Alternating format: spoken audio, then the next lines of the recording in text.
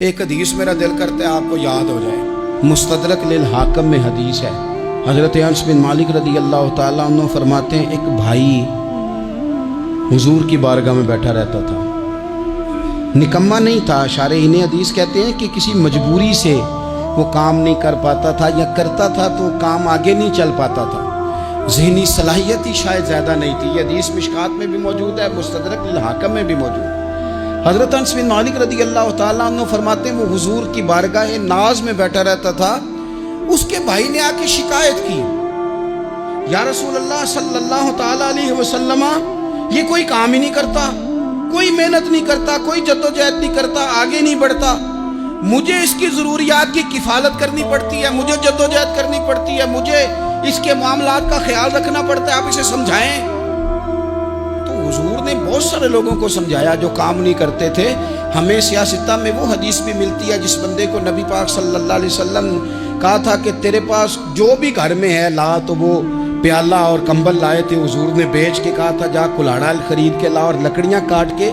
تو بیچ کے اپنا اور اپنے گھر والوں کا پیٹ پال۔ یہ ساری باتیں اپنی جگہ پر یہاں نبی پاک نے ایک روحانی مسئلے کا حل بھی بتایا۔ اللہ کے محبوب علیہ السلام سے عرض کی حضور یہ یہیں بیٹھا رہتا ہے اور سارے ہی کام مجھے کرنے پڑتے ہیں۔ تو حضور نے نظر مبارک اٹھا کے بھائی کی جانب دیکھا جو بھائی کا شکوہ کر رہا تھا، تو کریم محبوب فرمانے لگے ہو سکتا ہے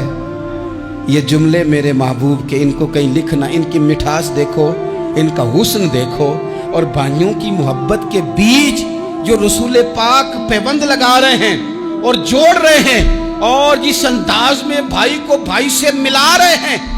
اس لہجے کے حسن کی مٹھاس کو بھی ذرا چکھ کے دیکھو۔ حضور فرمانے لگے ہو سکتا ہے رب تمہیں جو رزق دے رہا ہے وہ اسی بھائی کی وجہ سے دے رہا ہے۔ بھائی بھائیاں دے ویری ہوندے تے بھائی ہی بھائیاں دیاں باواں، او بھائی ہو سکتا ہے اس کی وجہ سے تجھے مل رہا ہو، اس کی وجہ سے۔ وہ دروازے نہ بند کریں جن دروازوں کی برکت سے روزی آتی ہے،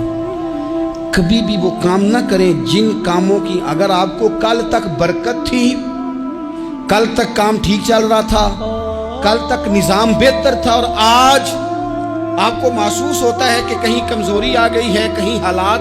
اس طرح کے نہیں رہے، تو پھر آپ غور کریں کہیں ایسا تو نہیں کسی غریب کا آپ کے گھر سے رزق جاتا تھا اور آپ نے بند کر دیا، کسی کی مدد ہوتی تھی آپ نے بند کر دی، کسی کے ساتھ شفقت ہوتی تھی آپ نے بند کر دی، کوئی شخص آپ کی وجہ سے تسلی میں تھا اور پھر آپ نے اسے تکلیف میں ڈال دیا۔ اللہ کے محبوب نے فرمایا تمہارے کمزوروں کی وجہ سے تمہیں رزق دیا جاتا ہے، تمہارے ضعیفوں کی وجہ سے تمہیں رزق دیا جاتا ہے۔ تم نے تو ایک بندہ یہ کہہ کے نکال دیا کہ جا تیری تنخواہ میں نہیں دے سکتا، لیکن کیا پتا کہ اس کی تنخواہ کی وجہ سے ہی باقی سارا کچھ بھی آتا ہو، کیا پتا کہ اسی کے سبب سے اللہ انعام فرماتا ہو۔ لہٰذا ان روحانی مسائل کا بھی تھوڑا سا خیال کریں۔